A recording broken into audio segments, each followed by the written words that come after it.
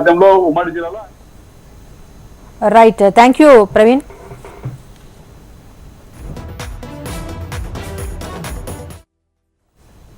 Right, మొత్తానికి YCP ఇన్ఛార్జీల మార్పు పైన అయితే 27 మందితో ఒక జాబితా అయితే రిలీజ్ చేసింది. చూస్తున్నాం, కొత్త వారికి ఎక్కువగా అవకాశం కల్పించారు. తిరుపతికి సంబంధించి భూమన కరుణాకర్ రెడ్డి ఫ్యామిలీ నుంచి భూమన అభినయ్ రెడ్డికి అక్కడ స్థానం అనేది ఇచ్చారు. సో దీనికి సంబంధించి వివరాలు తిరుపతి నుంచి మా ప్రతినిధి సురేష్ అందిస్తారు. సురేష్.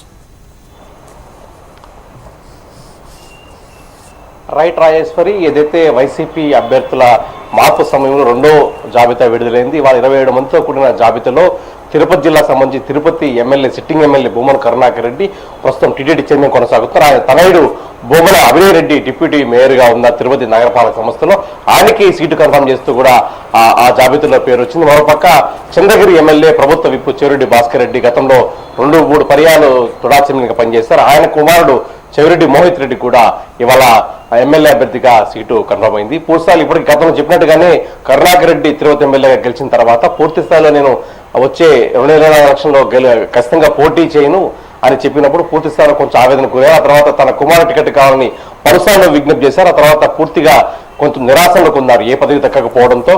గత 3 నెలల ముందు ఆయన టీడీడీ చైర్మన్ పదవిగా బాధ్యత స్వీకరించారు. ఆ తరుణంలో ఖచ్చితంగా తన కుమారుడికి ఎమ్మెల్యే అభ్యర్థిగా సీటు ఇవ్వాలని జగన్మోహన్ రెడ్డి గారిని కోరడం, ఆ తర్వాత ఆయన సానుకూలంగా స్పందించడం.